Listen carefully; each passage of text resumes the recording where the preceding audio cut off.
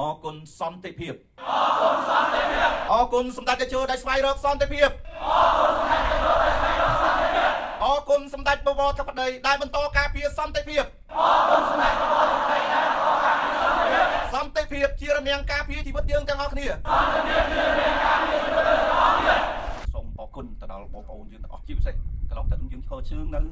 ព្រំដែនជាង3ខែយើងឈរជើងចាប់តាំងពីពេលផ្ទុះអាវុធភ្លាមគឺខ្ញុំបាទសូមគោលការណ៍ពីសម្ដេចតេជោផ្ទាល់សម្ដេចតេជោបានចង្អុលបង្ហាញនិងណែនាំសម្រាប់ការទៅធ្វើអាហារជូនបងប្អូននិស្សិតអញ្ចឹងបញ្ជាក់ប្រាប់បងប្អូនទាំងអស់គ្នាថាការងារនៅព្រំដែននេះដែលមុននឹងខ្ញុំទៅនេះគឺខ្ញុំបានសូមការណែនាំពីសម្ដេចតេជោបានចង្អុលបង្ហាញលោកមានសាស្ត្រថាបានទៅជួយធ្វើម្ហូបបម្រើទៅដល់បងប្អូននិស្សិតនឹងល្អណាស់មានការចង្អុលបង្ហាញទើបយើងអាចធ្វើបានហើយដំបូងយើងអត់ហ៊ានបង្ហាញពីការណែនាំរបស់សម្ដេចតេជោទេព្រោះខ្លាចក្រុមការងារយើងធ្វើអត់បានល្អមិនទៅជួយទៅបង្កការប៉ះពាល់ដល់សម្ដេចតេជោវិញដល់សម្ដេចធិបតីវិញអញ្ចឹងបងប្អូនថាយើងអាចទៅធ្វើកិច្ចការងារនៅទីនោះបានមានការចង្អុលបង្ហាញពីសម្ដេចតេជោនិងការយកចិត្តទុកដាក់ពីសម្ដេចធិបតីក្រុមការងារខ្ញុំអរគុណណាស់យើងធ្វើការទាំងយប់ទាំងថ្ងៃក្នុងការចូលរួមការពារសង្គមរបស់យើងកាលណាយើងការពារ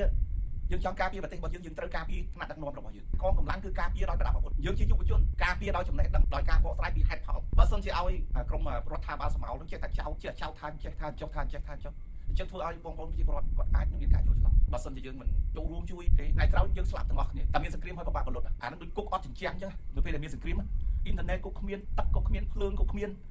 ហើយរត់គេចគ្រាប់ហើយជំងឺអត់មានពេទ្យព្យាបាលបាយទឹកមិនដឹងនៅណាដដើមគ្នាហើយគ្នាតែមានសង្គ្រាមហើយអានឹងគឺពិបាកណាស់អញ្ចឹងយើងចូលរួមជាមួយគ្នាតែខាតត្រូវតែចូលរួមជីវិតរបស់ខ្ញុំការតាំងចិត្តរបស់ខ្ញុំគឺខ្ញុំនៅជាមួយសង្គមការលះបង់របស់ខ្ញុំទោះបីខ្ញុំមានតិចមានច្រើនគឺខ្ញុំតែងតែផ្សារភ្ជាប់ជាមួយសង្គម